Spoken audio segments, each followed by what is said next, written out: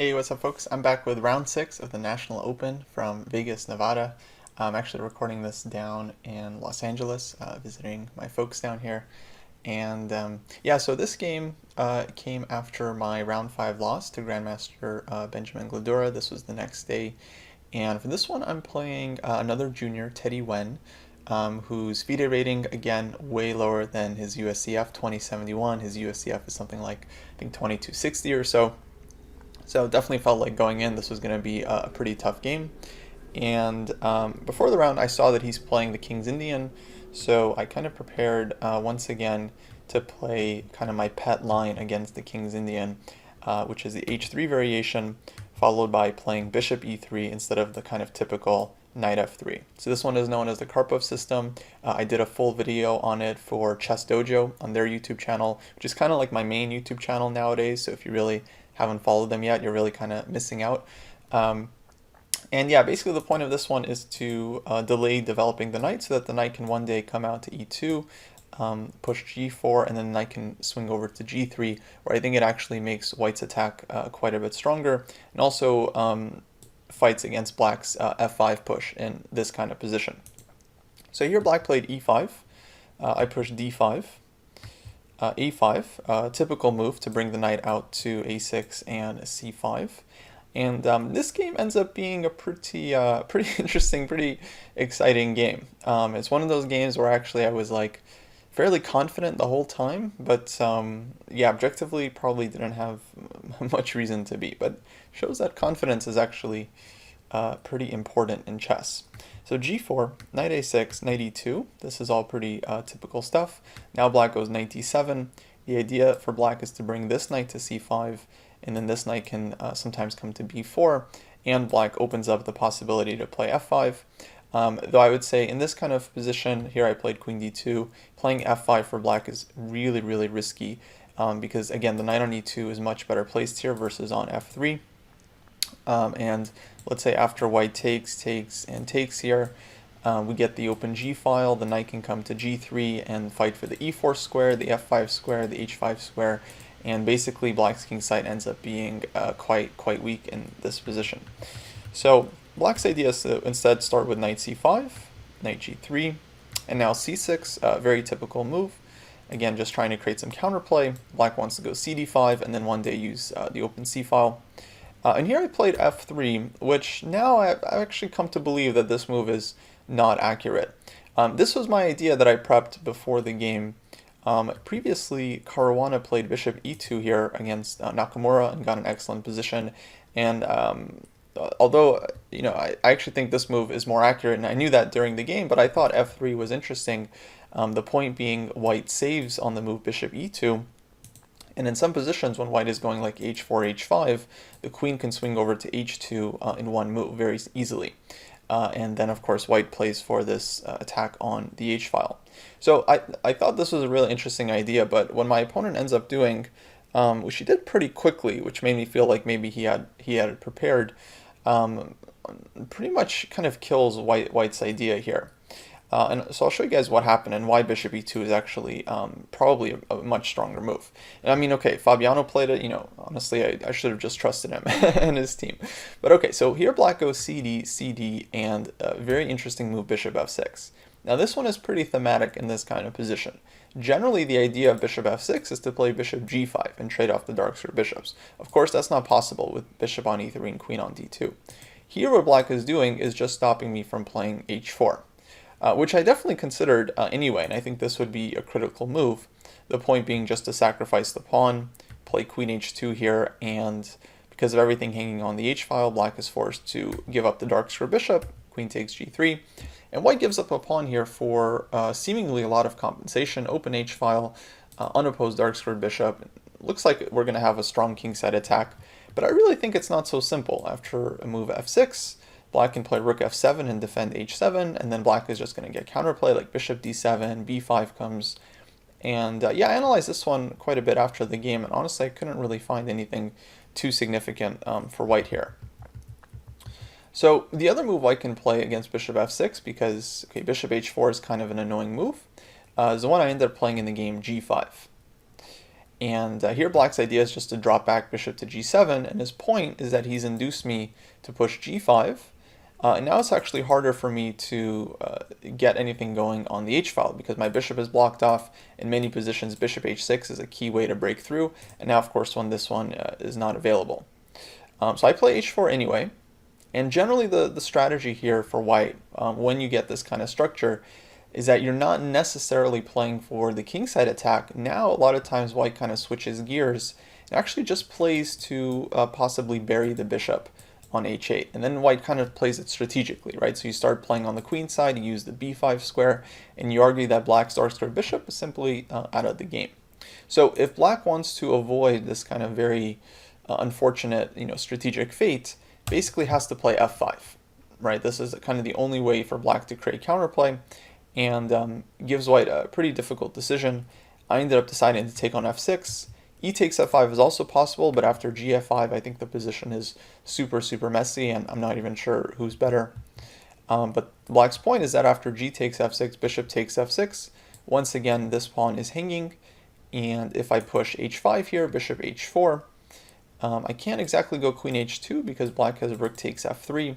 So I was thinking queen g2 here, and then black can switch back bishop to g5. And generally, if black can trade off these dark squared bishops and get the queen to g5, I think black is doing perfectly fine here. The queen just defends everything, and it's hard to see where white's attack is really going. So let's go back a bit, and this is kind of what ends up happening in the game. But I just want to quickly show why bishop e2 is so much more accurate. The point is, if black doesn't play bishop f6, then white gets the typical kingside attack. g4 pawn is defended, and the idea is just to push h4, h5, maybe go f3 in the future, bishop h6, and etc. White gets the attack. If black tries the same thing with bishop f6, here it doesn't work for a number of reasons. Number one, I can play g5 here, bishop g7, h4, and then if black tries the same f5, I can take on passant, bishop takes f6, h5, and because knight on g3 is defended, black doesn't really have time for bishop h4. The move just makes no sense. White just takes on g6, and everything starts opening up. I'll castle queenside soon, bring the other rook to g1 or f1, and yeah, black's kingside will be completely open. So that's one point. The second point is that I can also play this pawn sacrifice with h4, which isn't even a sacrifice here. It actually just kind of refutes black's idea, because if black takes this one, white has a really nice winning tactic here, starting with the move bishop takes c5. A very unexpected move, actually, but the point is to get the bishop out of the way with tempo. It's almost like a discovered attack to get the queen to h6. So black, of course, has to recapture, and then queen h6 is just game over. Bishop is attacked, and the bishop is pinned because h7 is mate, so black just has no defense here. I think maybe, well, yeah, g5, knight h5 is just game over as well. So this one simply doesn't work for black. I don't think he would have played bishop f6 here. I think he would have made some other move, but kind of shows the accuracy of this one to stop this very thematic idea. So I felt like that was kind of an instructive point. Okay, so going to the game, I end up playing g5 here, h4, f5. I take on passant, bishop takes f6, and here I decide to play queen h2, which to me makes sense. I defend the pawn, and then I prepare to push h5 when my queen and rook are already lined up. So for example, if black takes their time here with bishop d7, I go h5, and if bishop g5 here, I can just take on g6, and mate is hanging. So here I think my opponent started thinking, which made me feel like, wow, maybe he's finally out of his book, and he ends up going bishop g7, which at first I thought was kind of slow. His idea is just to attack the f3 pawn, but then I realized that when I play the natural move here, bishop e2, his point is going to be to play queen to b6. So I end up playing bishop e2 because I see nothing better, queen b6, and now if I castle queenside, which I would really like to, unfortunately black has simple tactic with knight b3 check, takes my dark square bishop on e3, and then with black controlling all the dark squares in the position, again, I really don't believe in white's chances here. So I spent some time, and eventually I came up with an idea I thought was quite reasonable. It's probably one of the best things white can do. I decided to just castle kingside. And my point here is that I'm kind of threatening to switch directions. Like, I'm not so interested in the kingside attack anymore, Now I'm actually wanting to treat it like a regular King's Indian, where white is like attacking on the queen side, or maybe rook fc1, rook b1, and black is the one that's trying to attack on the king side. But with black's pieces all on the queen side here and the c file already open, white having control over the b5 square, I felt like, okay, some chances for white to pose some problems. Now this pawn on b2 is hanging, but my point was after queen takes b2, I would then play knight b5. And I'm not really threatening to trap the queen, but I am threatening to just take on d6, and black doesn't really have a comfortable way to defend this one. Rook f6, rook d8, these moves are very awkward, and I think white would just have a big advantage here, especially if rook d8, then I can just start playing h5 and just start opening up the king side, and yeah, it didn't feel very fun for black. So of course it goes bishop d7, just covering the b5 square. Now I play rook b1. And here black plays knight b4. So he's starting to come in with knight c2. So I cover rook c1.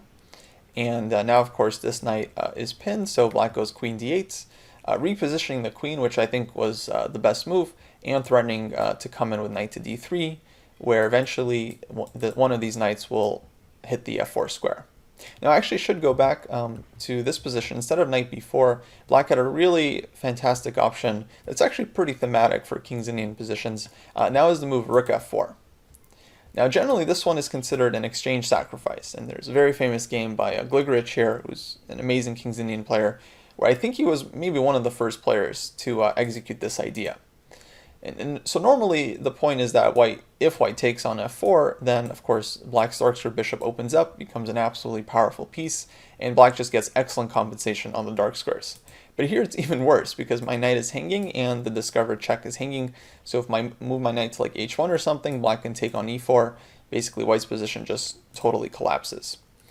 So on rook f4, like I wouldn't even be able to touch this rook. I just have to kind of play around it. But then the rook is really strong and the queen can come back to d8 and target this one, or bishop f6 for example, and target the dark squares. And yeah, I actually do think black is starting to overtake the initiative big time. So that was kind of a miss by both of us. I definitely considered the move in other positions, but in this one somehow I totally overlooked it. So anyway, rook c1, queen d8, rook f d1.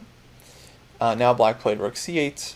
If bishop f6, I had in mind to go king to g2 here, with the point that this pawn on h4 is kind of poisoned because then I'll go rook h1 here, and there's no bishop takes g3 because queen takes h7 is just hanging. Instead black goes rook c8, which I thought was a normal move. And yeah, here I tried to come up with a plan, and come up with something kind of interesting, objectively very dubious, but I feel like, at this point I have to do something. Black wants to push like a4 here and start getting some queenside play going. Also at some point rook f4 might happen, or bishop f6, and so I really just wanted to start getting the kingside play going. Now I thought about h5 here, but for some reason I wasn't quite sure what I'm doing on king f7, where if I take twice, black gets the open h file for his rook, and it seems like it's my king that might be in some danger. But I actually totally missed that in this position I have this move knight b5. And it's actually quite strong because it's, again, annoying for black to have to defend this d6 pawn. And I can also consider taking on c5 at some moment. For example, if like queen e7, then I'm pretty sure white can like take here. And whether rook takes or pawn takes, the point is white gets like d6 or maybe bishop c4 first. And it's quite awkward with black's king on f7 here. And yeah, it looks pretty difficult. Instead, after knight b5, I don't think black should play queen e7. Definitely shouldn't take and give up the light square bishop, because then white gets all the light squares. The engine thinks black is still okay, but oh, excuse me, I mean king f7 is not the right move here. After king f7, knight b5, white is doing well, but king f7 is not the move black should play. It's just the move I was expecting. Instead, I think black should just kind of play around like bishop f6 or rook f7 or something, but yeah, objectively, these moves are not something white should have really been worried about. So I kind of think this was objectively the way to go. As it happens, I decide to play this move, king f2. And it's not a move I was really happy to make, because it's like I'm now under the rook. I'm also in range of like all these knight checks. But there are no tactics in the position for black, at least not immediately. And my point was, I want to go h5, and then on king f7, which I'm like, kind of expecting, I'm ready to use the G file one day with this rook. Now I have to be very careful, of course, because I don't want to allow knight d3 check, but my idea is just to get the rook ready to transfer when it's the right time. So he ends up going h5, which I was actually kind of happy to see because I felt like, well, now g6 pawn is definitely a weakness. I throw in this move a3, so this is of course very important for white's plan because I have to stop the threat of knight d3 check. But it does come with a drawback because after knight a6, black now gets the b3 square and now just has this very simple plan of knight b3, knight d4. The knight on d4 is going to be super strong. But okay, this was kind of part of the plan, and once black played h5, actually, I think I kind of tanked here for a little bit. Although this is move 24 and both of us are getting down into time pressure here already. I think we're both under 30, maybe 20 minutes or so.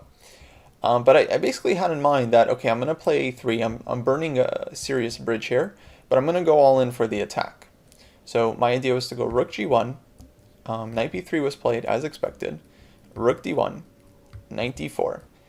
And here I started kind of like double checking stuff, but I already knew that I was essentially going to sack in this position. And so I go for it with knight takes h5. And I didn't have everything calculated out. I saw some ideas here, and I'll try to explain exactly what I saw and didn't see with this sack. But essentially when I played a3 here, this was kind of already the intention to just really fully go for it. Because I felt like if I don't do anything, I mean, I have some weaknesses too. Black gets counterplay. You know, if I don't take my chance now, I might not get another chance later. So I decide to go for it. And I take on h5, gh5. Now, one line I calculated, but I knew wasn't working, was the immediate rook takes g7, rook g1. I figured the king just gets out of the way, and I don't have queen g3 because rook g8, just the attack doesn't go anywhere. My queen doesn't get in, and there's no mate. So this one, of course, I easily discarded, and instead my point was to actually take on d4. So I sacked a piece, now I'm winning the piece back.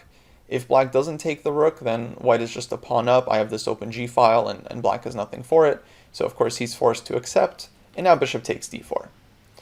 So this was kind of my idea. I've now sacked full rook, but g7 is a big target, and I want to take on d6 with the queen, get the queen in, and then have these like three massive pawns in the center that not only shield my king, but can later be used to create serious counterplay. So the basic idea I was thinking here is like rook f7, queen takes d6, and I just didn't see an easy way for black to survive this position.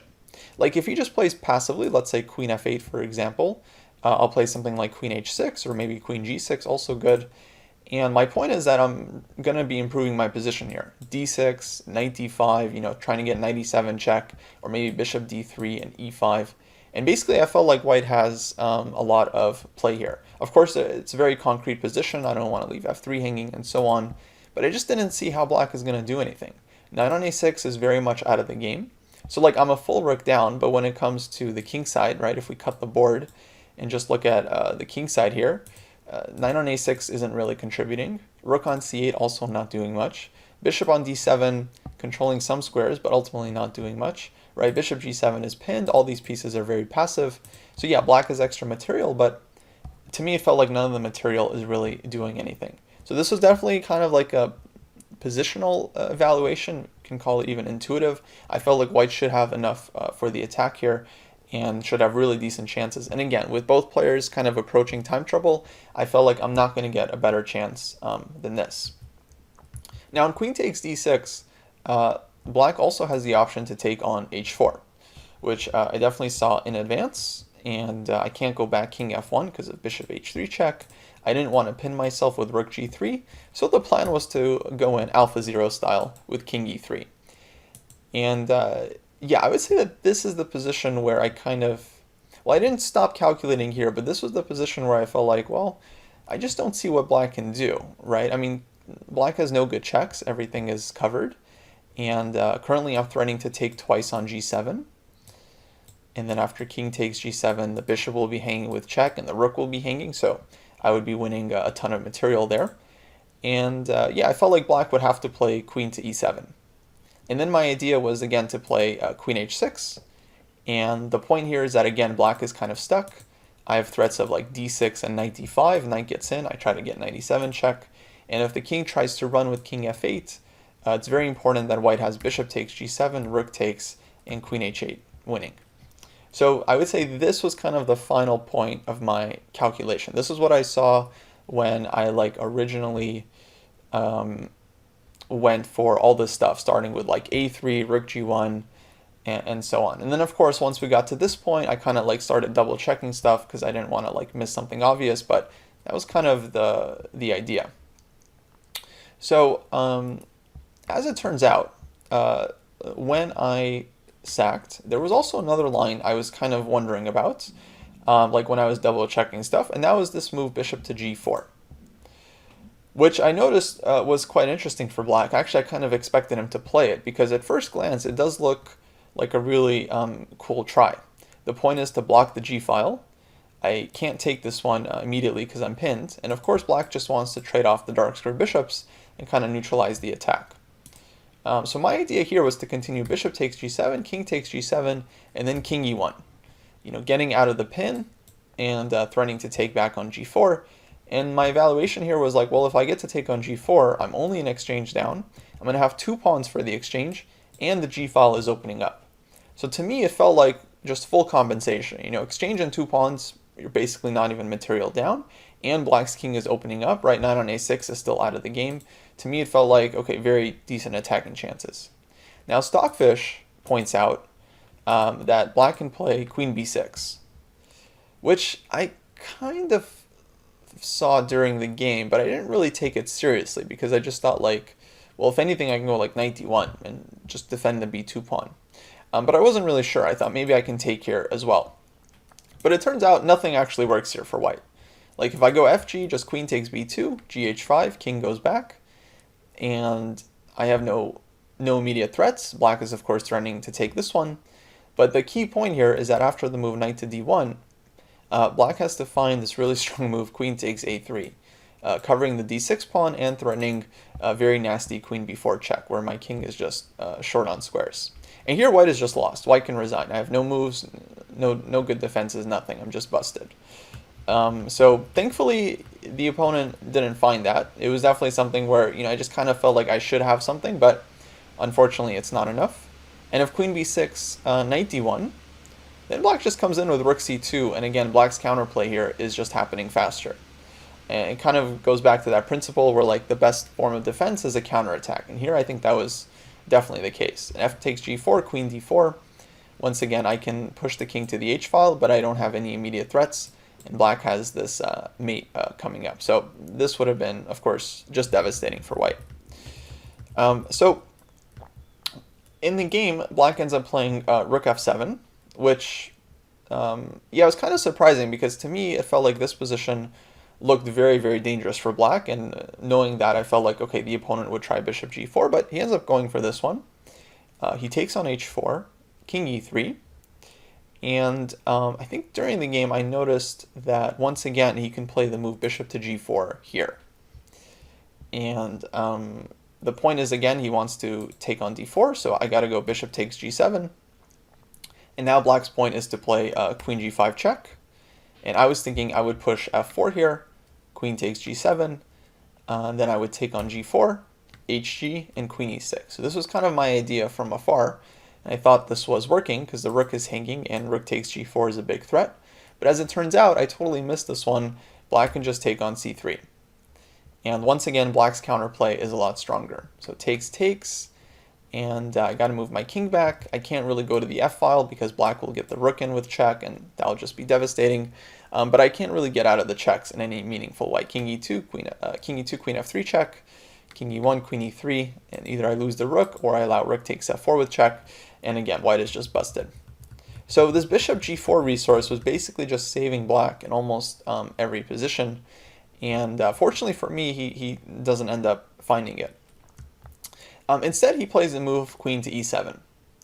Now, originally, like I mentioned, my idea was just to play queen h6 and just play the attack, d6, knight d5, etc. But somewhere while he was calculating, I think it was around this moment, when I took on d6, here I realized that on queen h4, queen e7, I actually have something a lot stronger. And this often happens when you're attacking. And this is one of the reasons actually I always tell my students that, like, if you think your attack is strong, a lot of times you might even be underestimating your own chances.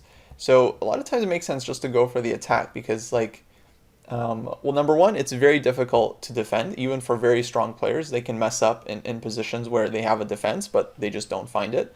But secondly, a lot of times you don't even realize some of the resources you might have, right? Because you're calculating everything out from afar. You're visualizing like 5, 6, 7 moves deep. You might not notice some tactical resource, but then once you get to this position, then you suddenly see like, oh, actually, bishop takes g7 is just winning.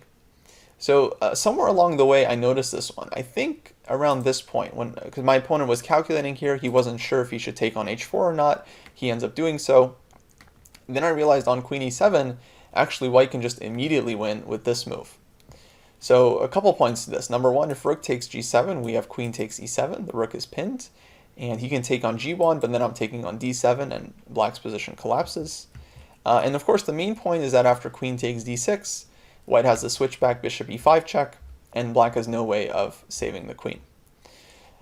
So in the game, he ends up playing king h7. I take on d6. And now white is still down the exchange, but for 2 pawns, so plenty of material. And of course, these 3 pawns in the center are just massive. I mean, they're very, very strong, supported by all the pieces. Now the king on e3 is perfectly placed because it's helping push the pawns forward. And white just has a simple winning plan of e5, e6, bringing the knight to e4, bishop to d3. And basically, black is in just a completely lost endgame here. Now, there was one way that black I felt could have defended better at this point, although it's still losing. But I thought the move rook g7 here was actually pretty clever. The point is I can't take on d6 first because my rook is hanging. I can take with check, but then after king f8, of course I have to take the queen. And then black gets the rook back and at least is able to trade off a pair of rooks, which I think is really important when you're playing up the exchange. If you can trade off your opponent's rook, well, now I don't have a rook in the position, black is the only rook, and I think black would have better chances here. Now, it's still pretty much lost. I mean, I can go f4, f5 here. These pawns are just way too strong. All my pieces are well placed. Knight is super solid. Bishops are really good.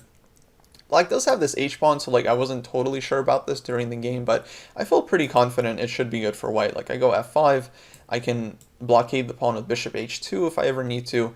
And it's going to be very difficult for black to deal with white's pawns. Like I have bishop d3 coming, e5, e6, and so on. And basically, yeah, the 3 pawns should decide the game. That said, that was kind of black's best chance. But okay, again, fortunately for me, he goes king h7. Now I take on d6, and now I think it's really trivial for white because, again, the pawns are super strong. I can go rook h1 whenever I need to, and black just doesn't have any effective counterplay here. So at this point, he's in pretty serious time trouble because he realizes, okay, losing the game.